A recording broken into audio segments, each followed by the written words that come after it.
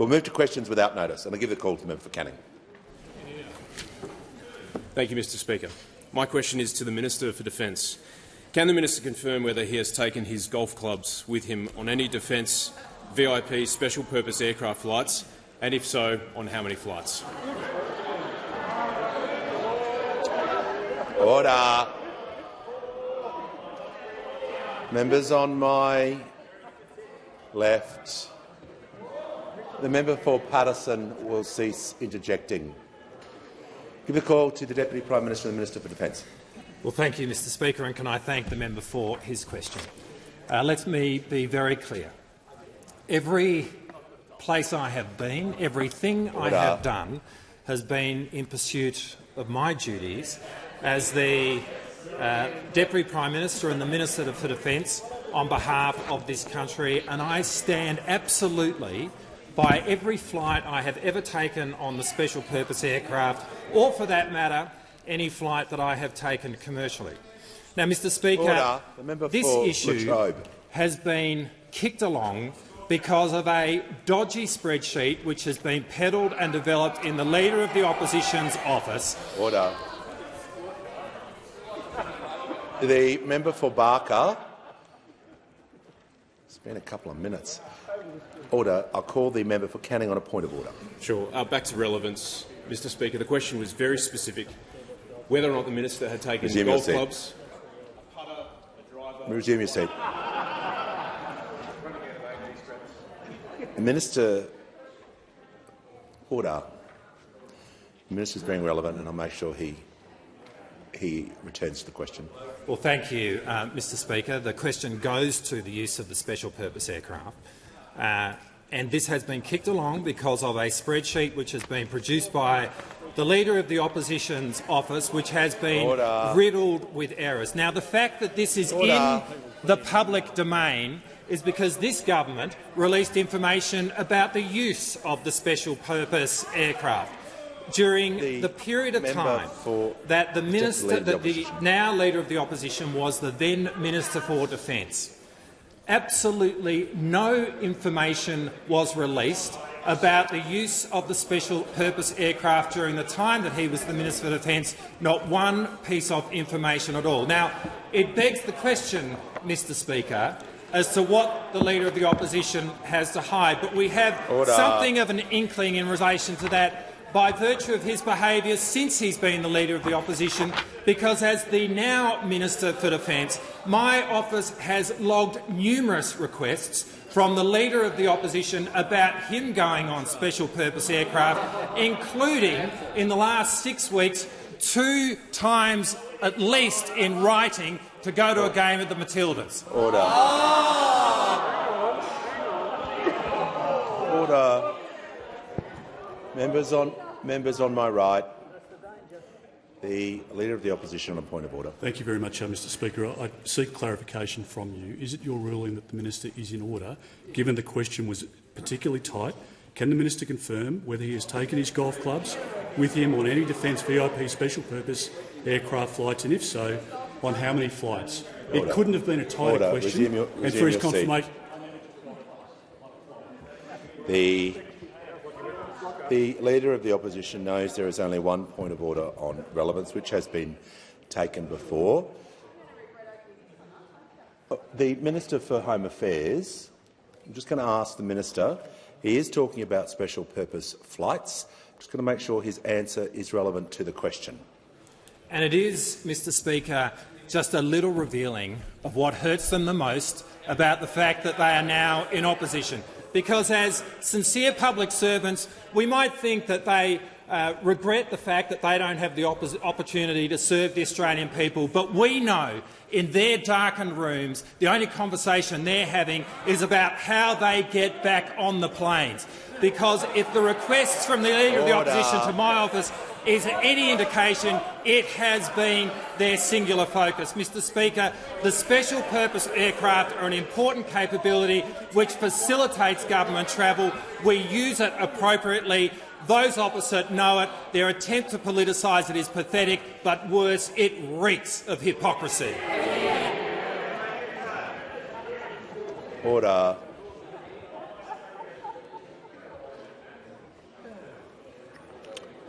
The House comes to order. I'll hear from the member for Spence. Thank you, Mr Speaker. My question is to the Prime Minister.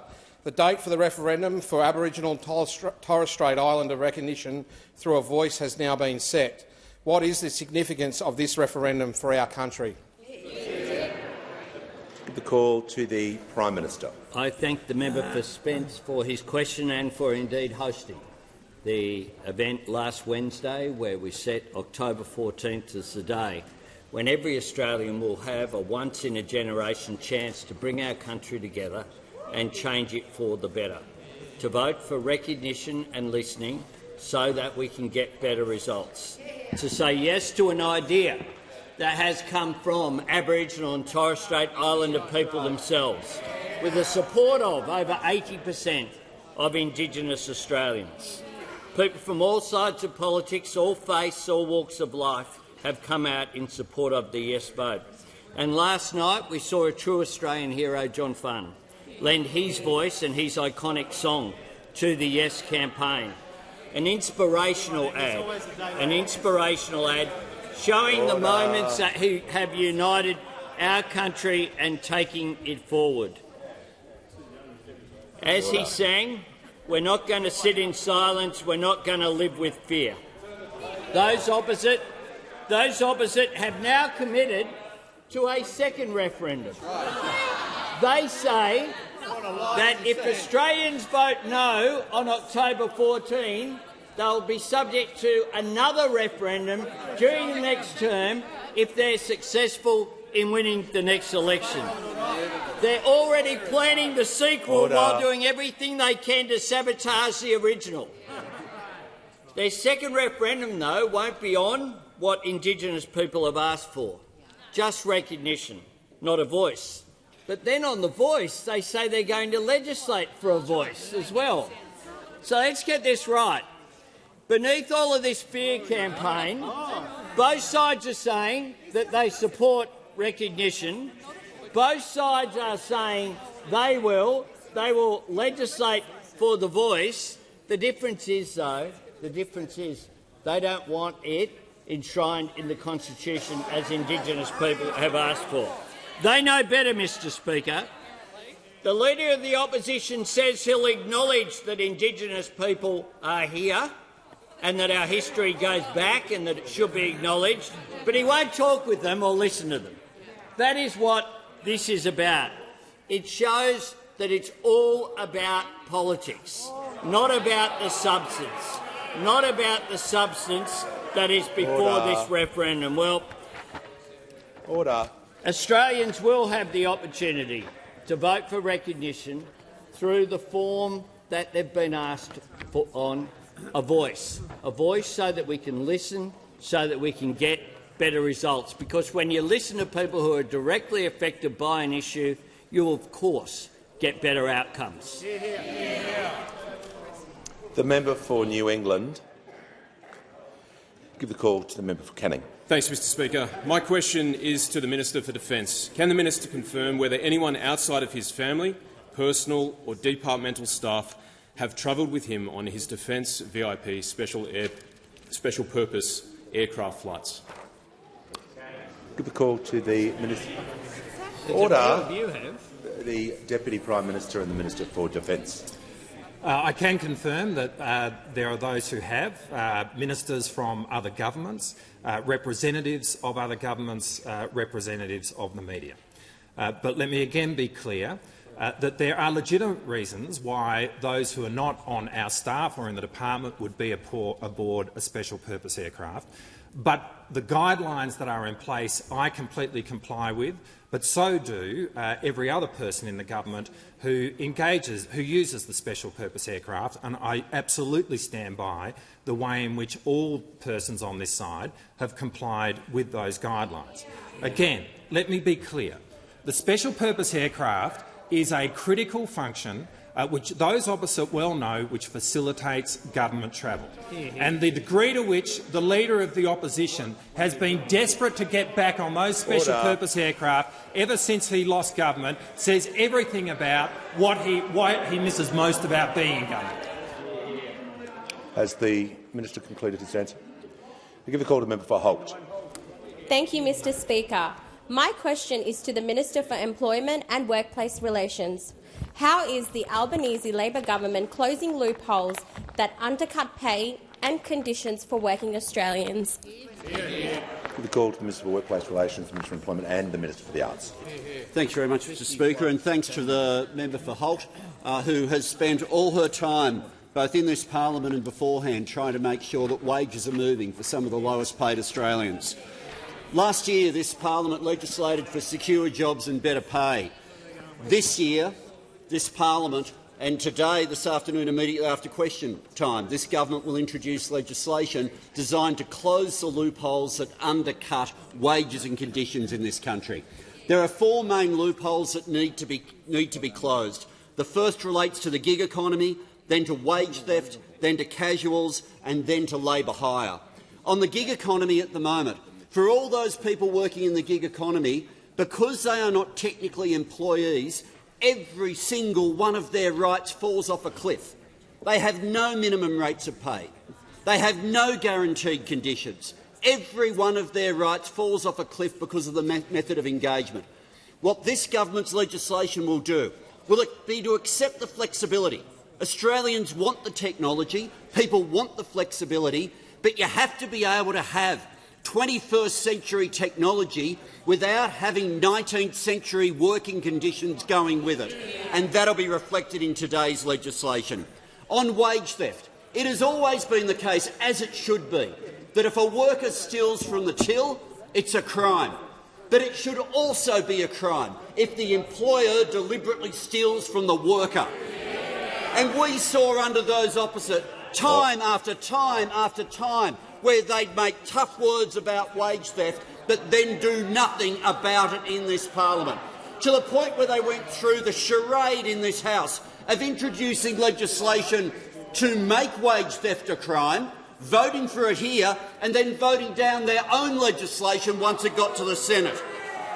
On casuals, many casuals, most casuals want to retain the form of engagement that they currently have. But let's not forget for casuals, 40% of casuals are over the age of 35. And if you're in a position where you are maintaining household expenses, your bills aren't casual, your rent's not casual, try getting a mortgage if you're casual. A number of these people will want to have a right, if their hours already reflect permanent work, to be able to shift to a secure job. And today's legislation will give them that. And finally, for the labour hire loophole. Most businesses don't have enterprise agreements in place, but where they do, the employer has agreed to minimum rates of pay. Those rates of pay should be the minimum of that workplace. They shouldn't be undercut by the labour hire loophole where suddenly everything that's been registered and agreed to can be forgotten. Those loopholes have been hanging around for years. Order. The step to close them happens immediately after question time. The call to the member for Fowler. Thank you, Speaker. My question is to the Minister for Infrastructure. Last year, the government appointed a so-called expert panel to review Western Sydney's transport infrastructure needs, which the Prime Minister stated would take the politics out of planning. The report was completed in April and recommended $200 million in urgent infrastructure investment across Western Sydney. Why has the government not made the report publicly available, and when will it be released, considering that the government appointed the expert panel who made the recommendations? Thank you. I give the call to the Minister for Infrastructure, Transport, Regional Development and Local Government. Thank you very much, Mr Speaker. And can I thank very much the member for Fowler for her question and for her championing the cause of Western Sydney alongside so many of those on this side of the House who know what an important economic powerhouse it is for the nation. Can I just say a few things in relation to this? The Australian Government, we of course are committed to ensuring appropriate infrastructure is in place for Western Sydney's growth, prosperity and its livability. The Australian and New South Wales governments are investing $4.4 billion already in Western Sydney Infrastructure's plan, with the Australian government committing over $3.5 billion to that. And in fact, just last week I was actually there with the New South Wales Minister for Transport as Peggy, the tunneller, tunnelled through on the Western Sydney International Airport rail link, which is terrific to see that that investment was there, alongside member for a number of members of this place as well. We'll continue to work in partnership with the New South Wales Government. As you know, they are a new government and they also are undertaking a review of their infrastructure pipeline at the moment, and we've provided the report from the Western Sydney Transport Infrastructure Panel to them, and we'll continue to work through that. As you know from media reports, the report is not public, but it's made a number of recommendations around business cases, which is the right thing to do, to start to do that planning for future investment over the next decade, and we'll be making decisions about that alongside and in partnership with the New South Wales Government. Give the call to the honourable member for Pearce. Thank you, Mr Speaker. My question is to the Prime Minister. Since Parliament last met, how has the Albanese Labor government been addressing cost of living pressures and delivering for Australia? The call to the Prime Minister. I thank the member for Pearce for her question. And of course, I was with the member for Pearce just last week in the great state of Western Australia, where I visited Karratha and visited Perth over a 3-day period. And we are working for Australia every single day. Relieving cost of living pressures is, of course, our #1 priority. And since the last sitting of Parliament, we have delivered, from housing right through to health. We had, through the National Cabinet, announced the most significant housing reforms in a generation, a new national target to build 1.2 million homes, a national planning reform blueprint, planning and zoning so that people can live close to their work and their family. The $3 billion new homes bonus to incentivise state governments and territory governments to get homes built. We've secured a better deal for renters, making renting fairer, and we're working with states to deliver Help to Buy that will help to people to purchase a home of their own. We also have, of course, begun on the 1st of December the second round of our cheaper medicines policy. 2 months' worth of medicine for the price of one. And I noticed on the 1st of September the Coalition, Senator Ruston, put out a media release saying they supported 60-day dispensing. They've been opposing it ever since it was announced, but they put out a release saying they're supporting it now. And of course it will make an enormous difference. And we are as well working with community pharmacies to make sure that their interests are looked after as well. And of course on fee-free TAFE, we have the Prime Minister. The Prime Minister will pause. The Prime Minister will pause. I remind all visitors today there are established forms of behaviour. You are not here. You are here to observe and not participate. I ask all members in the galleries to refrain from interjecting, conversing and signalling. The Prime Minister has the call. Of course we have our fee-free TAFE target. Now, that was 180,000 spots, but instead we've got fee-free TAFE enrolments have hit more than 214,000. More than 214,000. I met with many of the young apprentices and people training in everything from nursing to hospitality to construction today. And of course, this is the one-year anniversary of the Jobs and Skills Summit where that policy came from. We've opened 5 urgent care clinics since the last sitting of Parliament, taking pressure off the public hospital system. And we signed, while we're in WA, a Rewiring the Nation deal with WA to secure WA's energy supply. So whether it is energy policy, housing policy, health policy, skills, we are working each and every day for Australia with positive plans, the ones we took to the election and more, making sure they are implemented. Give the call to the honourable Deputy Leader of the Opposition. My question is to the Minister for Health and Aged Care. Today, hundreds of pharmacists have come to Parliament House to try to meet with government members. Many of them are in the gallery now. Order. Minister, why have government MPs refused to meet with their local pharmacists? And can the minister confirm that the government has brought forward the next community pharmacy agreement by 16 months? Order. Members on my right. Commence? Order. The Deputy Leader will pause. Members on my left and right. The Deputy Leader of the Opposition. the Deputy Leader of the Opposition, I'm trying to help. Just pause. It would be really helpful if the Deputy Leader of the Opposition. The Prime Minister will cease interjecting. Order. The member for McEwen. I've just reminded members in the gallery not to be interjecting. I'll do the same thing for people on my left and right. I want to hear the question in silence, and I'd like respect shown to the Deputy Leader of the Opposition. And I'll give her the call. My question is to the Minister for Health and Aged Care. Today, hundreds of pharmacists have come to Parliament House to try to meet with government members. Many of them are in the gallery now. Why have so many government MPs refused to meet with their local pharmacist? Can the minister confirm that the government has brought forward the next community pharmacy agreement by 16 months to now commence on the 1st of March 2024? And will this government finally listen to the voices of community pharmacy? Order. The Deputy Leader was heard in silence. The minister will be given the same courtesy, the same respect. The minister has the call. Thank you, Mr Speaker, and I thank the member for her question. Members of the Labor caucus have been meeting with pharmacists for the last several months. I've been engaging with my caucus and with members of the crossbench and crossbench parties about the feedback that they've been receiving from pharmacists now for several months. I can also say they've been meeting with doctors and with doctors' groups. And most importantly, I say this as a reminder to those opposite, patients and patient groups. The measure that we announced on Friday, that we delivered on Friday, the Prime Minister has already alluded to, delivers cheaper medicines for almost 4 million Australian patients.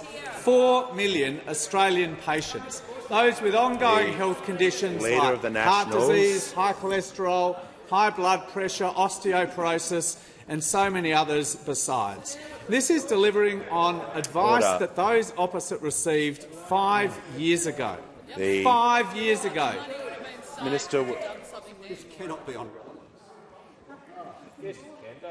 The member for Riverina.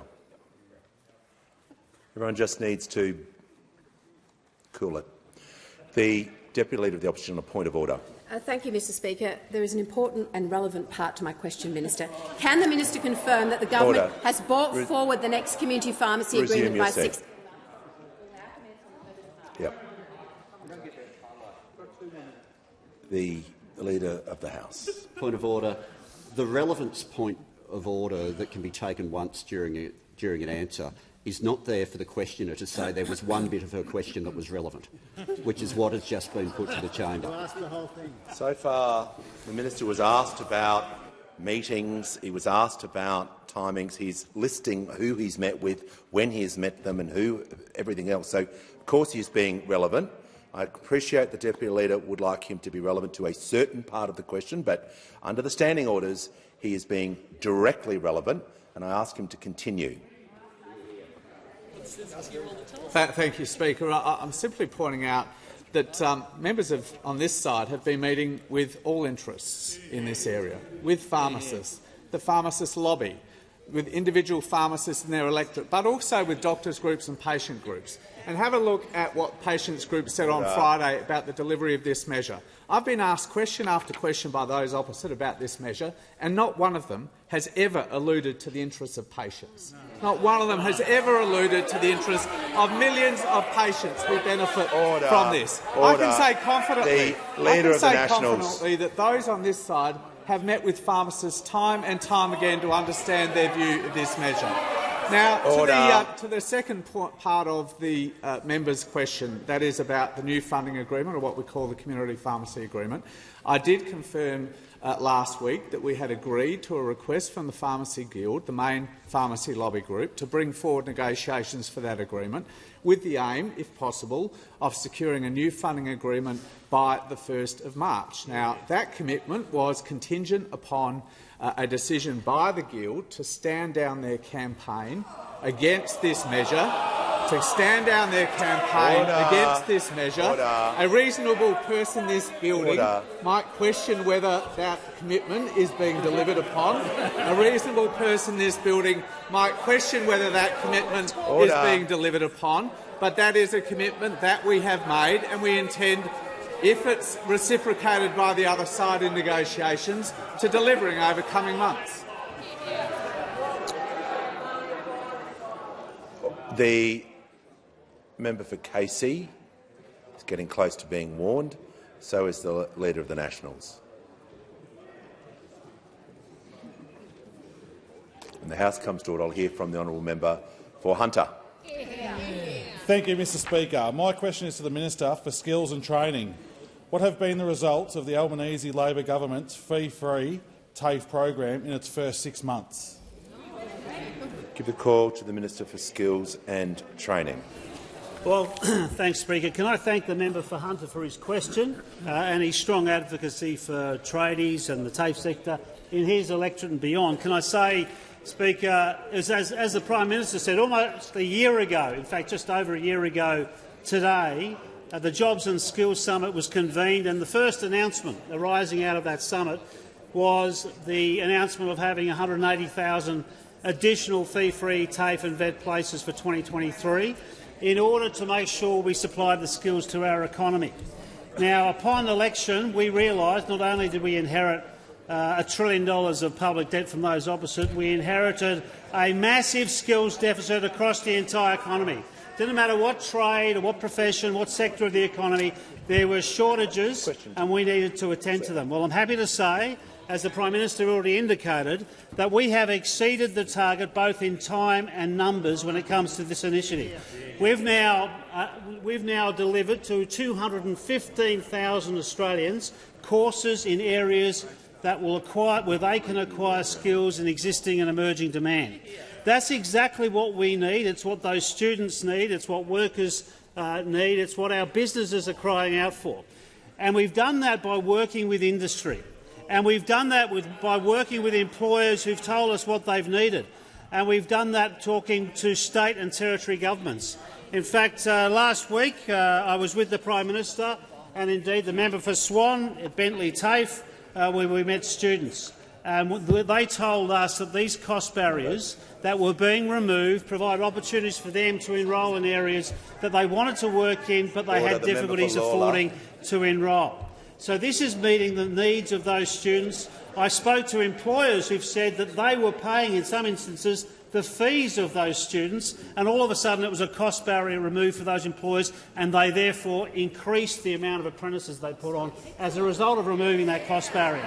So there's lots of good reasons why this is very good policy, and to that extent it is very disappointing that those opposite call this wasteful spending, because I don't believe that students think this is wasteful spending. I don't think that businesses believe this is wasteful spending so that they can get the skills that are in demand.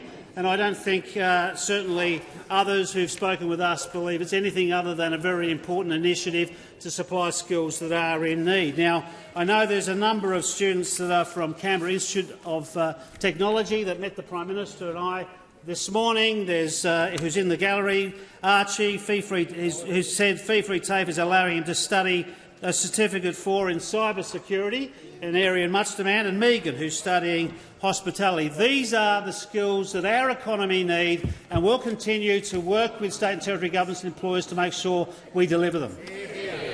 Order. The call to the Honourable, the Leader of the Opposition. Thank you very much, Mr Speaker. My question is to the Prime Minister. Will the Prime Minister detail discussions he or his office has had with Qantas CEO Alan Joyce or with other senior Qantas directors or executives concerning the Sweetheart deal that has blocked Qatar Airways from additional flights to and from our country, forcing Australians to pay thousands more for their air travel? Give the call to the Prime Minister. Thanks, Mr Speaker. The premise of the question is wrong, because Qatar Airways can have more seats in Australia today, right now, and it comes from a complete failure to understand the way that the international aviation system works, which is agreements between nations, not with airlines. Between nations is what occurs. So they are certainly welcome to do so, and they can fly as many flights as they like into Adelaide, into Gold Coast, into Avalon, into Hobart, into Canberra, where there used to be international flights here. And Order. the Deputy Leader Leader of should the know about Opposition. flights in the Gold Coast, Mr Speaker. They can also today change the 777s into A380s and fly more people in here. What happens with agreements between nations, and former transport ministers will know this, is that there is nothing unusual whatsoever about agreements not just being ticked and flicked between countries. When we talk about international flights... Order. Order. Members on my left, the Leader of the Opposition are entitled to order to raise his point of order. Well, Mr Speaker, on relevance, I mean, this is another slippery answer from this Order. Prime Minister. Could he answer it straight or not? Resume your seat.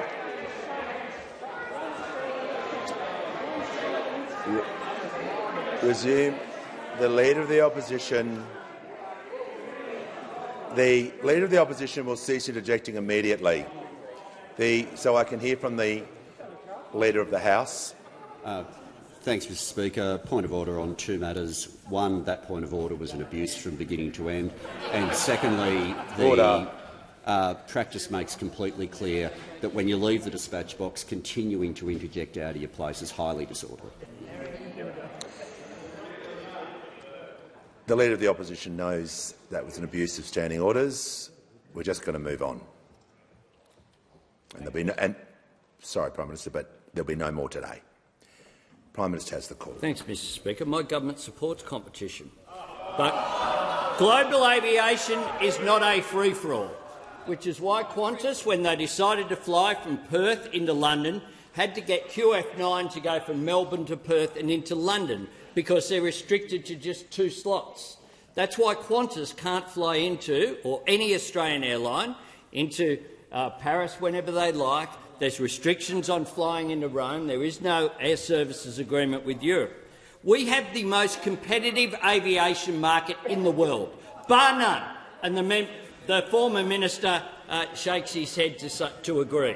We have Singapore Airlines, Emirates, Etihad, Malaysian, Cathay Pacific, British, Asiana, Korean, Tiway, Air China, Beijing Air, China Eastern, China Southern, Xiamen Airlines and more. All flying under international agreements between Australia and Europe via another destination. But the truth is, when agreements come forward, ministers have made decisions to defer. And indeed, the former minister, Minister McCormack, has made comments about the decision that he made in February 2018 to put on hold an application by Qatar Airways that only came into practice in January 2022. 4 years under the former government. Order. They waited, the Prime and that's Minister's normal. Time but they did something else as well. Concluded.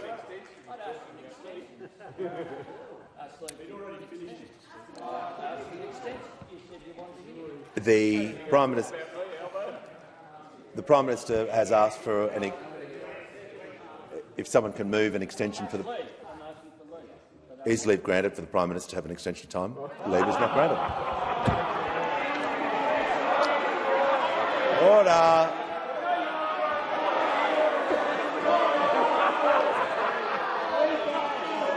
Order. Members on my right.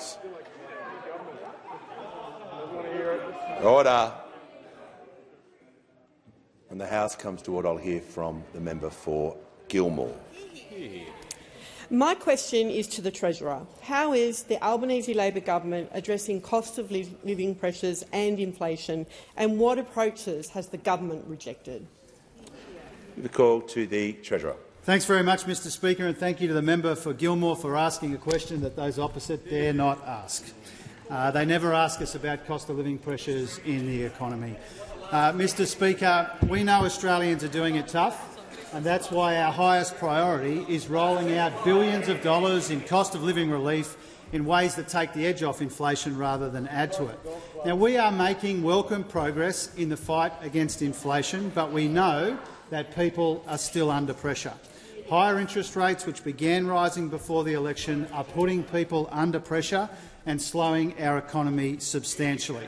Wednesday's national accounts are likely to show the combined impact of higher interest rates as well as all of this global uncertainty on our own economy. Now, inflation is moderating, but not as fast as any of us would like, but it's moving in the right direction, and we saw that in the numbers for July. And the numbers in July showed monthly CPI has come down to 4.9% from 5.4%, and the quarterly numbers have also shown inflation moderating. Now, what those opposite don't want people to know, Mr Speaker, is that quarterly CPI, the highest it was 2.1% in March last year before the last election, and now it's less than half of that, 0.8%. So our economic plan is all about addressing inflationary pressures, and it's working, and we saw that in the inflation numbers for July. But there were two numbers, Mr Speaker, which were particularly interesting in the monthly inflation data. One number was 6, the other number was 19.2. Now, 6% is the inflation we saw in energy prices in July. 19.2% is the inflation we would have seen in energy prices if those opposite had their way and we weren't helping people doing it tough. It was right there in black and white from the ABS, and they said, and I quote, "This is the ABS," and I quote, "If we exclude the impact of rebates from the July 2023 figures, electricity prices would have recorded a monthly increase of 19.2%. The difference between 6 and 19.2% is our energy plan, which is taking some of the sting out of higher energy prices when people need it. This is the plan those opposite voted against. When they voted no to helping people with high energy prices, they voted yes for even higher electricity prices. This is the price those opposite would have Australians pay for always saying no to everything, even voting no to help with people's electricity bills. No wonder they don't ask us about inflation anymore, Mr Speaker. No wonder the Shadow Treasurer doesn't get a question.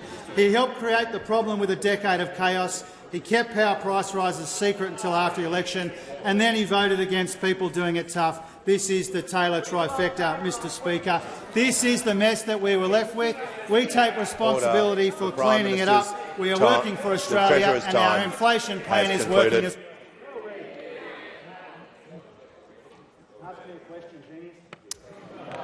the Treasurer.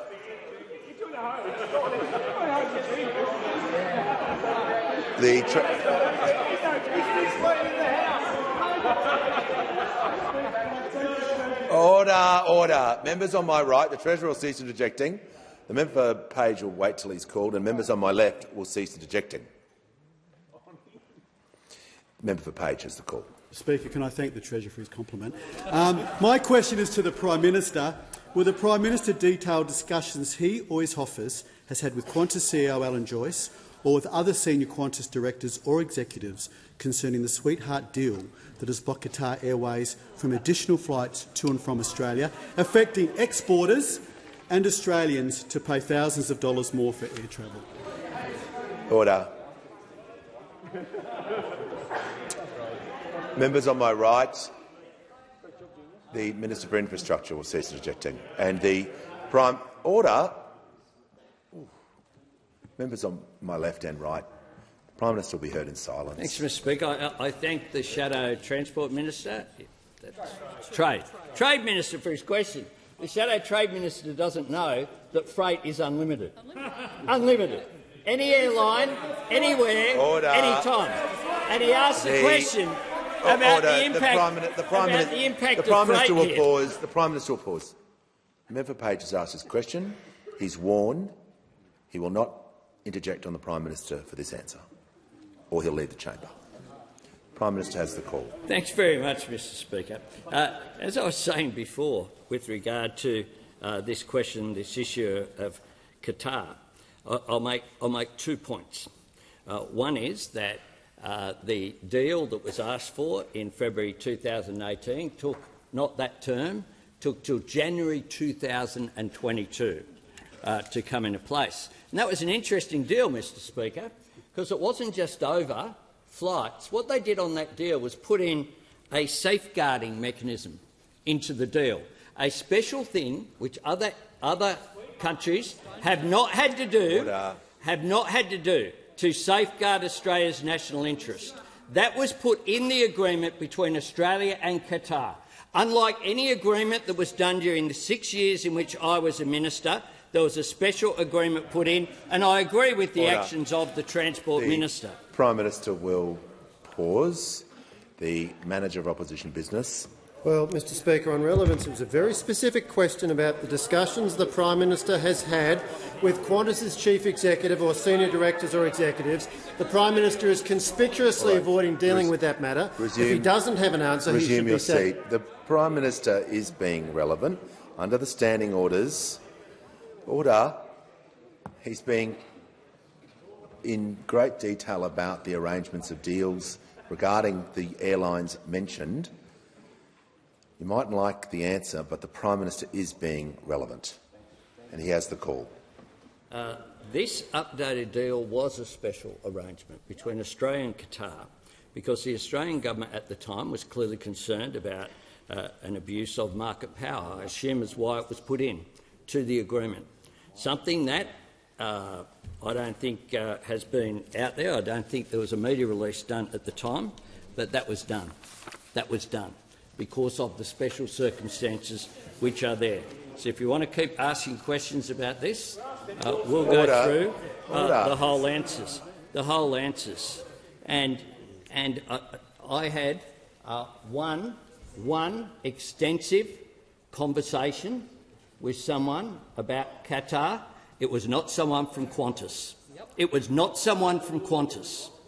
And so, in terms of the arrangements, that are made, the truth is that all of the time these agreements, when they're put in, are often deferred. There is nothing unusual about that.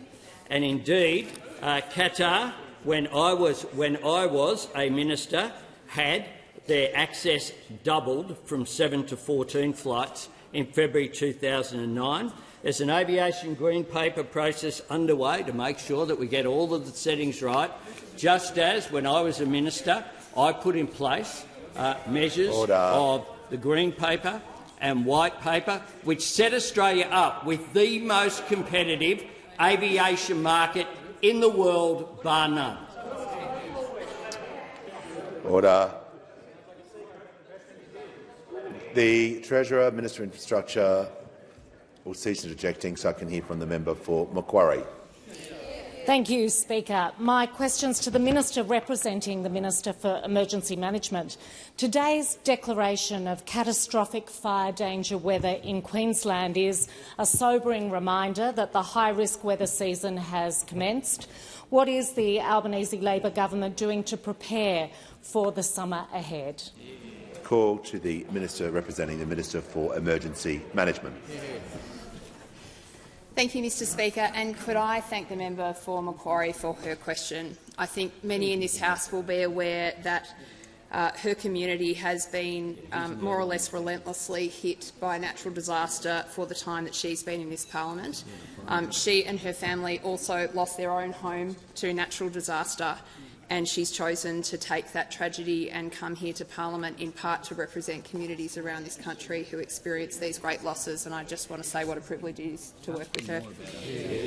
Speaker, last month the Australian Council for Fire and Emergency Services released their bushfire seasonal outlook for spring, which indicates a higher than average level of risk for the Northern Territory, Queensland, Northern New South Wales, as well as areas of south-east New South Wales, eastern Victoria and along the Victorian and South Australian border. We know that many of the areas of heightened fire risk are the same communities that have been impacted by significant floods over the last 2 years, and we also know that for many of these communities this will be the first significant fire season since the devastating fires of 2019 and 2020. The Black Summer fires were a pivotal event for our country. To see such significant and tragic loss of life, to see Australians huddled on beaches in the darkness during the middle of the day, to see our major capital cities shrouded in thick black smoke, these are things that most Australians will never forget. And as a government, it's our job to make sure that we do everything we can to prepare properly for the forthcoming fire season.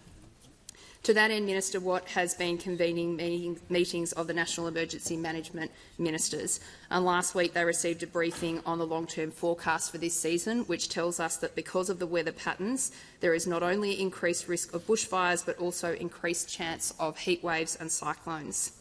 All federal, state and territory ministers who are engaged in this task endorsed the second National Action Plan on Disaster Risk Reduction, and this is part of the Albanese government's national commitment to driving down natural disaster risk and building resilience.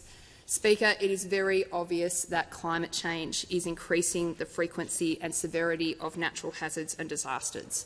As a government, we're not going to sit on our hands, and that's why we are taking such significant action on climate change under the leadership of the Prime Minister and the Minister for Climate Change and Energy, because it's not just about this summer or the next. The weather in our country is changing. Severe bushfires will become more common, and we have to respond to that as a country. Through the National Emergency Management Agency, we're working closely with states and territories to make sure that we've got plans for this, and the NEMA's preparedness measures included a summit which will bring together 250 experts in this field to assist the government in this very important national endeavour. Our attitude is that we hope for best, but we always have to prepare for the worst. Thank you, Speaker. Give the call to the Leader of the Australian Greens. My question is to the Minister for the Environment. It's very early spring, but parts of Queensland are already facing a catastrophic fire warning. The climate crisis is getting worse, but since coming to government, you've already made 5 coal project approvals. Minister, instead of bragging about stopping 1 or 2 projects while approving many more, when will you do what needs to be done to fight the climate crisis and stop expanding coal and gas? The call to the Minister for the Environment and the Minister for Water. Thank you, Mr Speaker, and I want to thank the member for his question, because it gives me an opportunity to say once again that this government is absolutely committed to action on the climate crisis. And in fact, those opposite had 10 years to act. They had 22 separate climate and energy policies and didn't land a single one. What we've done, in contrast, in the 15 months or so since we were elected, is legislate a pathway to net zero with an interim pollution reduction target of 43%. We've set aside $20 billion for rewiring the nation, $2 billion for green hydrogen, $1.6 billion to electrify our homes and businesses, a national electric vehicle strategy. The list goes on and on. What the Greens don't like to talk about is the number of renewable energy projects which we have approved. Of course, to get to 82% renewable energy is an enormous task. This is probably the biggest industrial change that this country will face in its history, to get to 82% renewable energy. I have doubled the number of renewable energy projects approved, 11 renewable energy projects and more than 100 renewable energy projects in the future, already under assessment. What's interesting about those opposite is they're very keen to encourage me to approve renewable energy projects until there's a particular solar farm they don't like, or a particular wind farm they don't like, or a particular transmission line they don't like. This is an enormous change for our country. Order. The Minister will pause. The Leader of the Greens. On relevance, point of order, we're 2 minutes in. The Minister hasn't mentioned coal and gas, the causes of climate change, once, and I ask that she be relevant to the question and the approval of new coal and gas projects. The Minister is talking about energy projects. I'm listening to her carefully. It's not an excuse, that standing order, to rephrase the question or put your interpretation on it, but the Minister is at this stage being relevant. If she strays too far, she'll be asked to be returning to the question. At the moment, she's being relevant. I'm listening to her carefully with 2 minutes remaining. 1 minute remaining. Thanks, Mr Speaker. And I think it just sort of tells you everything you want to know. The transition is about getting more renewables into the grid. That's the change that we need to make as a nation. That's the change that we're committed to because, of course, it reduces pollution, but it also delivers cheaper energy into our homes and businesses, something we know Australian families back. They've decided for themselves by putting millions of solar panels on their roofs. They've worked it out. We know, Mr Speaker, that this transition is a vital one for Australia. It's a vital one for the world, and I'm proud of the action we've taken in stark contrast to those opposite. And I do remind the Greens that they were the ones that teamed up with the Liberals to block action on climate change last time we were in government. Order. The call to the member for Jagga Jagga. Thank you, Speaker. My question is to the Minister for Health. How has the Albanese Labor government delivered cheaper medicines for Australians while supporting a vibrant community pharmacy sector? What obstacles has the government encountered in delivering cheaper medicines? Order.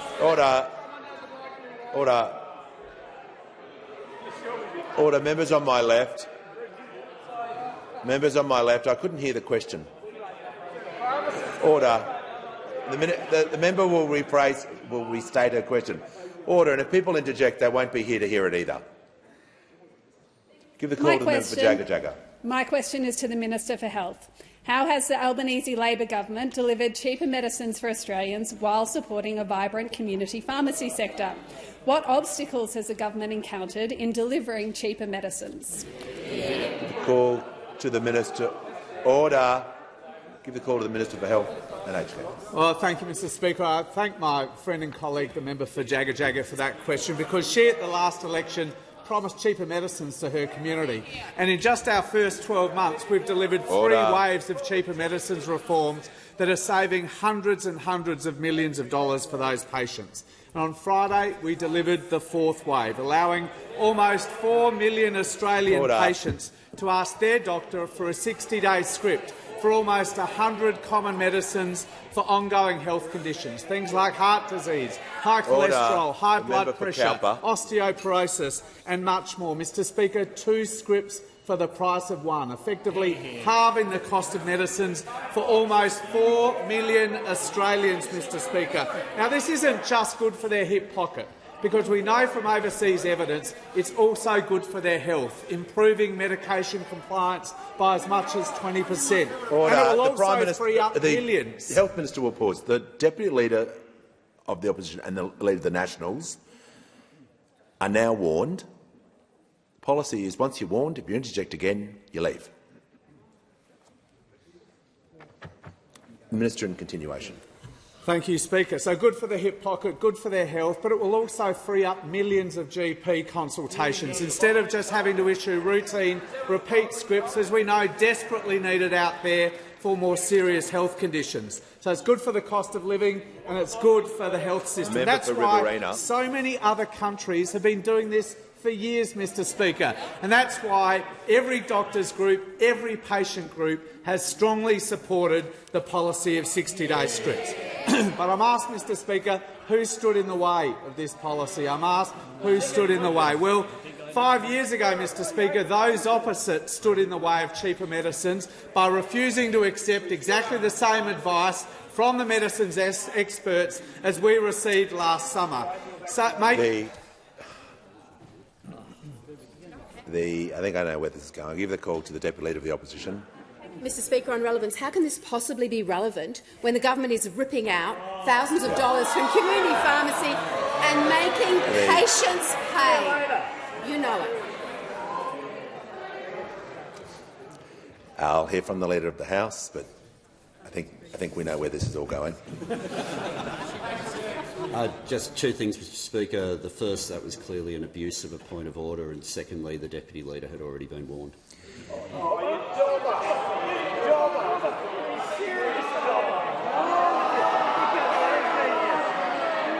Order.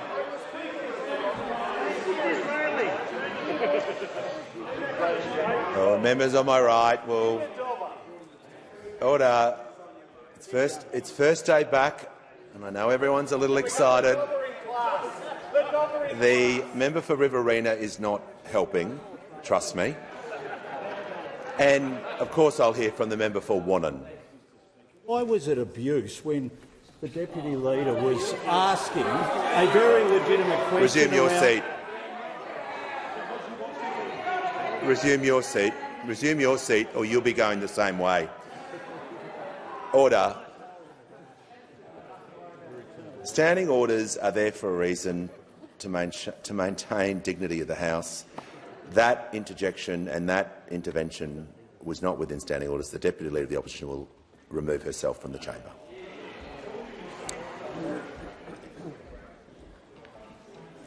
The Minister in continuation. Order. Thank you, Speaker. Just reminding people who stood in the way of cheaper medicines for millions of Australian patients. So they stood in the way 5 years ago, and 4 weeks ago they voted in the other place time and time and time again. It's very clear, Mr Speaker. Those are the savings. The Leader of the Opposition.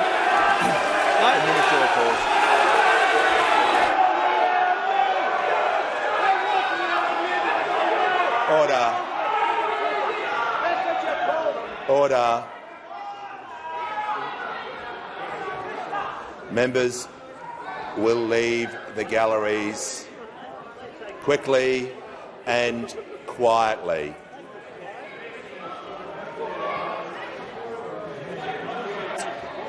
Order. The Minister has order.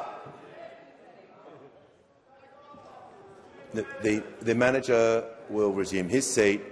The Minister still has 50 seconds. Before I call him, I want to hear from the member for Warringah. Mr Speaker, I'd like to raise a point of order under Standing Order 91E, disorderly conduct, from the members of the opposition and the members in the gallery. And I'd ask that security take care of these elements, because when we have had climate protesters, they have been removed. These and continue. Order. Members on my left. Members on my left will cease interjecting. The member for Warringah is on her feet and will be heard in silence. It's not an excuse to start yelling while another member is on their feet. The member for Warringah will continue. Thank you, Mr Speaker. I simply say that it is important that we are consistent in this place in how disorderly conduct is treated, and that the encouragement from the opposition for this conduct shows a great disrespect for your position and the orderly conduct of this House. Also, Mr Speaker, in relation to entering the chamber in clearly an intentional way of being dressed in white coats to bring attention to what they are. Order. On the point. Order. Members on my right and members on my left will cease interjecting. And the member for Cunningham will leave the chamber under 94A.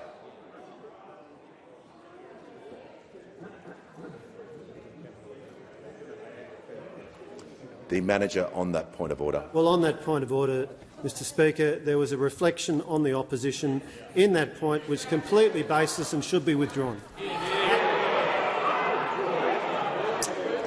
Order.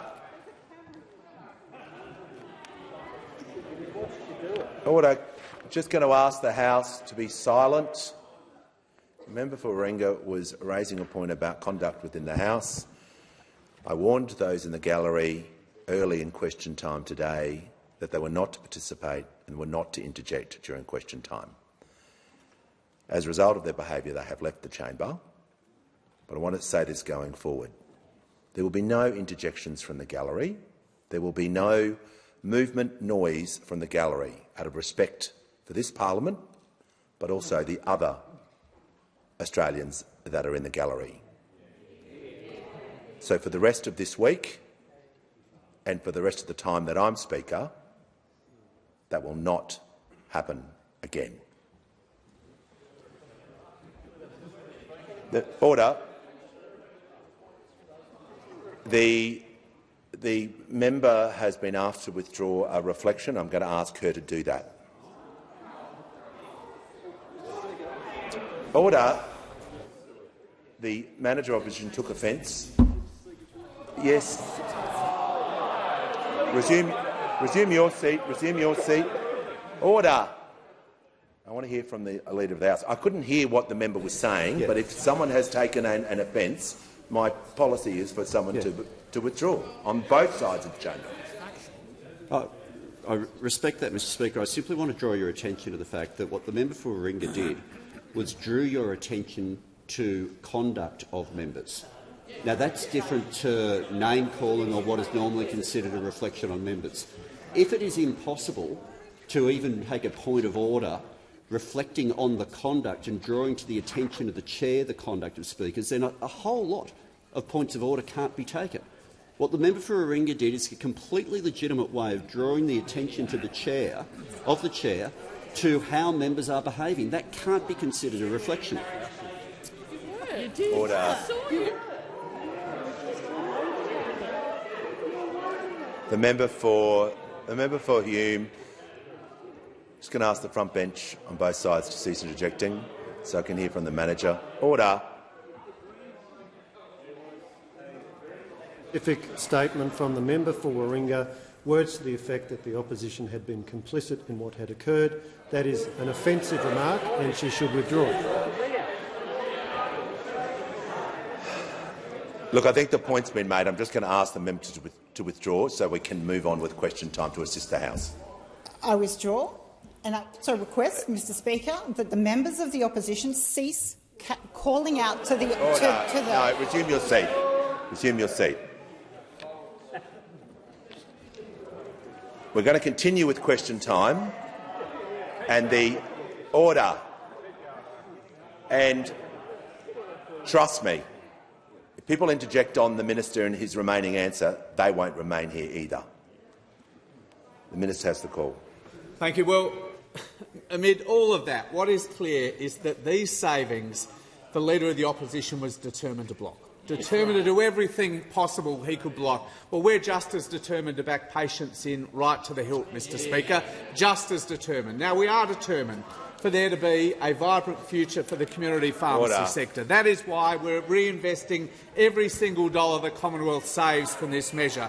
And that is why, as I said in an earlier answer, we've agreed to bring forward the negotiation of the next funding agreement with the sector with the aim of getting an agreement by the 1st of March. But ultimately, Mr Speaker, be clear about this.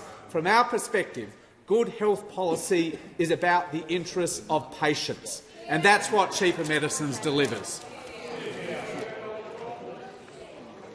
Give the call to the Manager of Opposition Business. My question is to the Prime Minister. Did the Prime Minister discuss the Qatar application with Mr Alan Joyce prior to the government's decision? Give the call to the Prime Minister. Thanks very much, Mr Speaker.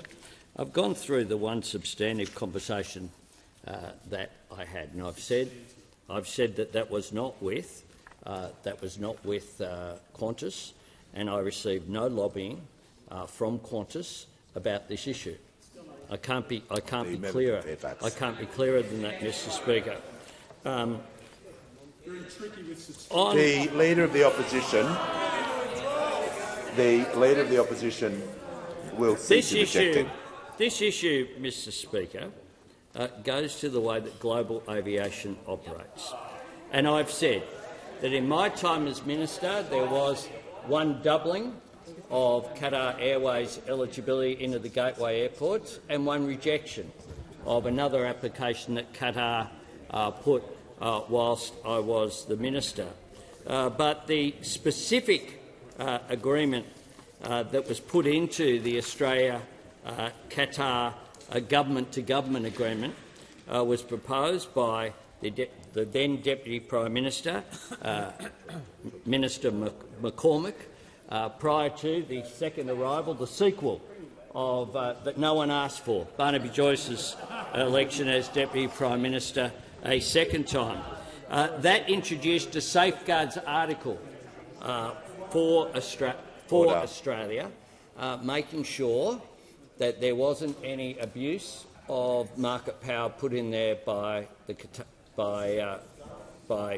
any entity, and of course there's only one, airline based in Qatar, that also, of course, operates the airport at Doha as well, and also the Prime Minister will pause the manager on a point of order.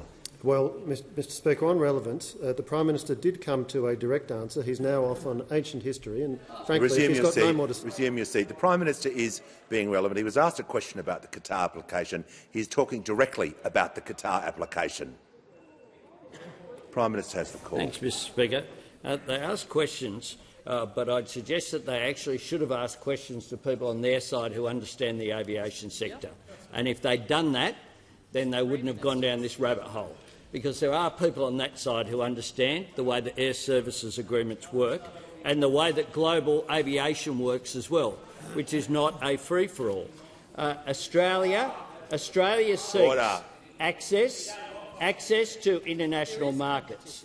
Whilst I was the minister, we weren't successful in getting a European air services agreement, and that has restricted our access substantially. Whilst I was the minister, we made sure that we did have that access to the US, which led Virgin, as well as Qantas, as well as the US airlines, to be able to fly to Australia as well. We have the most open aviation market in the world, bar none. Bar none. There isn't another country in the world that has the access that we do. Qatar can increase the number of passengers tomorrow coming into Australia, either at the gateway airports by flying different aircraft or going into other airports. The call to the member for McNamara. Thank you very much, Speaker. My question is to the Minister for Housing and Homelessness. How is the Albanese Labor government delivering housing reforms for Australians right across the country? Order. I give a call to the Minister for Housing, Homelessness and the Minister for Small Business. Thank you, Mr Speaker. And I also want to thank the member for McNamara. I know that he understands that we were elected with an ambitious housing policy and we've added to it at every opportunity. I know that he's also concerned about the number of renters in his electorate, particularly given that 30% of Australians now rent. And of course we are working hard for Australia to turn around the housing challenges that we inherited. Last month we announced the $3 billion new homes bonus and the $500 million housing support program out of the National Cabinet. This is bringing states and territories together to actually do the planning and zoning reforms to add to housing supply right across the country, Mr Speaker. Of course, the new national target is 1.2 million homes over 5 years from 1 July 2024. We know that this is ambitious, but what we want to do is get supply on the ground right across the country, because we understand that the answer to the issues, whether you're trying to buy a home or rent a home, is supply, Mr Speaker.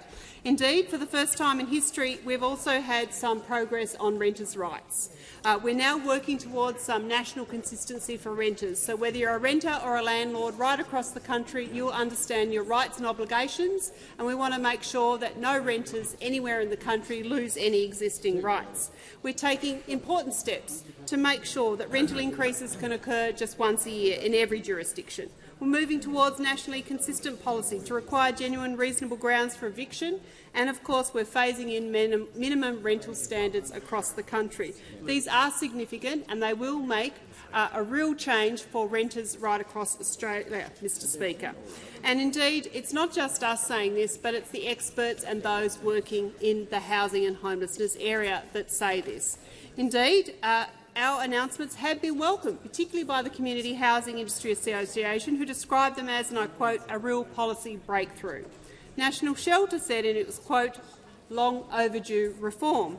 And of course the Grattan Institute's analysis of our plans was headlined, and I quote, National Cabinet's new housing plan could fix our rental crisis, Mr Speaker. In fact, the Grattan Institute said we could save renters $32 billion over the decade if we meet this target with our reforms. $32 billion over the decade saving for renters. Mr Speaker, we're getting on with the job now and we're planning for the future when it comes to housing in Australia. We've already unlocked the $575 million. We have houses on the ground today because of that decision. We, of course, know there will be thousands more because of the $2 billion into social housing with the $2 billion social Social Housing Accelerator. We, of course, are boosting rental assistance just this month for those people who get CRA at the moment. We've funded a $1.7 billion one-year extension to the Housing and Homelessness Agreement, and we've helped more than 67,000 people into their first home since the election. We're getting on with the job, working for Australians to turn around the housing challenges. The call to the member for North Sydney. Thank you, Mr Speaker. My question is to the Minister for Climate Change and Energy. Australians are worried. Not only are they dealing with rising costs of energy, but they're also trying to make sense of headlines that warn us of an unreliable grid that is likely to lead to energy shortages. Why isn't the government doing more to get solar on individual homes and to incentivise landlords to add solar wherever possible? And why aren't we lifting the cap on the small-scale renewable energy scheme from 100 kilowatts to 1,000 kilowatts to accelerate the distributed energy resource? The call to the Minister for Climate Change and Energy. Well, thank you very much, Mr Speaker. I thank the honourable member for her question, although I must disagree with the premise that she puts to the House, because in the budget this government delivered a $1.7 billion package to help Australian businesses, households and councils make the transition to renewable energy, Mr Speaker. And $1.7 billion is not a small amount of money when you put it to such a cause, Mr Speaker. It enables households and small businesses and local governments to make the sorts of investments they want to, with some government assistance through low-interest loans and through grants as appropriate, to make those decisions. Now, the honourable member refers to, in effect, the Statement of Electricity Opportunities out last week, and it does underline the importance and the urgency of the transition to renewable energy, something that some honourable members in the House understand, like the honourable member for North Sydney does, and others do not.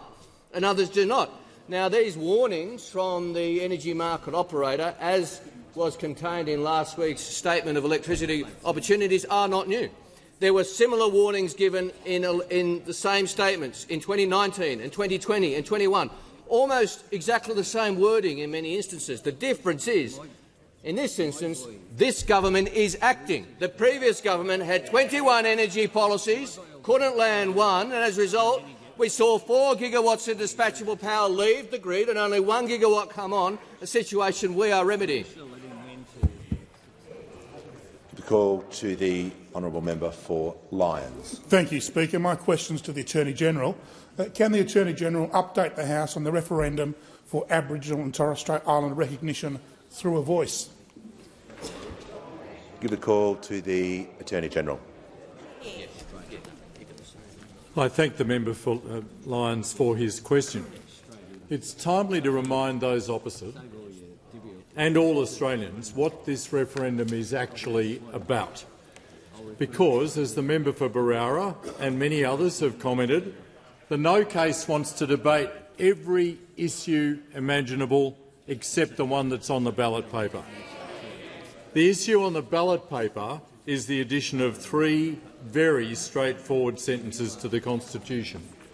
The proposed amendment is this: in recognition of Aboriginal and Torres Strait Islander peoples as the first peoples of Australia, there shall be a body to be called the Aboriginal and Torres Strait Islander Voice. The Aboriginal and Torres Strait Islander Voice may make representations to the Parliament and the Executive Government of the Commonwealth on matters relating to Aboriginal and Torres Strait Islander peoples. The Parliament shall, subject to this Constitution, have power to make laws with respect to matters relating to the Aboriginal and Torres Strait Islander voice, including its composition, functions, powers and procedures. That is it. Unlike the Leader of the Opposition's announcement over the weekend calling for a second referendum, the constitutional recognition through a voice that is currently before the Australian people does not come from politicians. It came directly from Aboriginal and Torres Strait Islander people themselves. We know that when governments listen to people, they get better results, they get better outcomes, they use funding more effectively. We all know that the current approach is not working. The gap between Indigenous and non-Indigenous Australians is not closing in health, in education, in housing and on just about every other measure. There is an 8-year gap in life expectancy. The suicide rate for Indigenous Australians is twice as high as the rate for non-Indigenous Australians.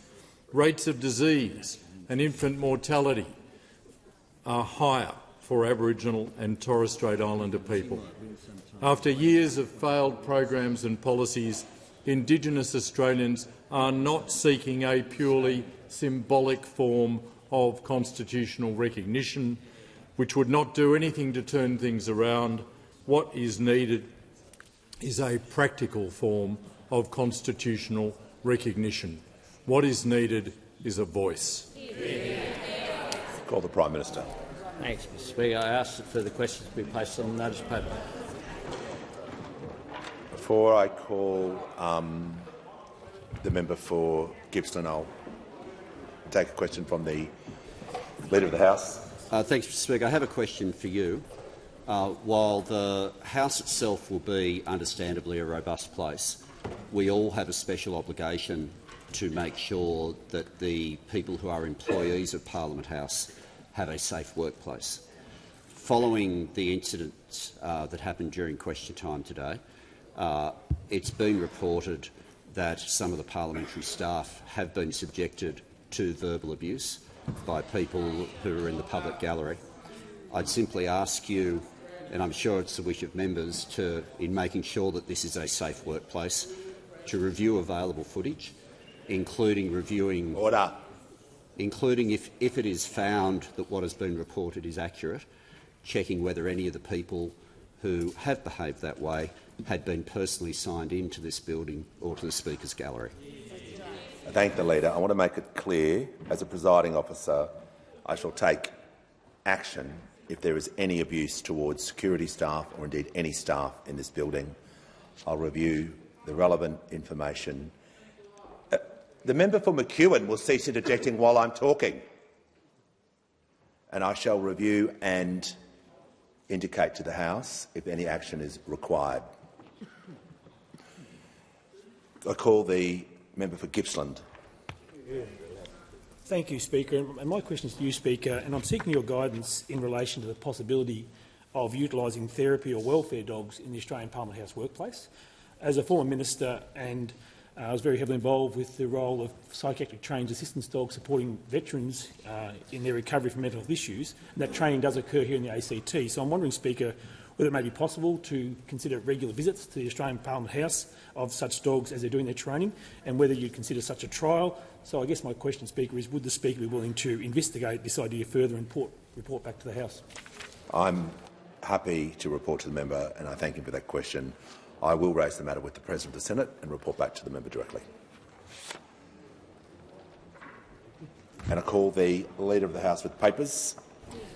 Speaker, these documents are tabled in accordance with the list circulated to honourable members earlier today. Full details of the documents will be recorded in the votes and proceedings.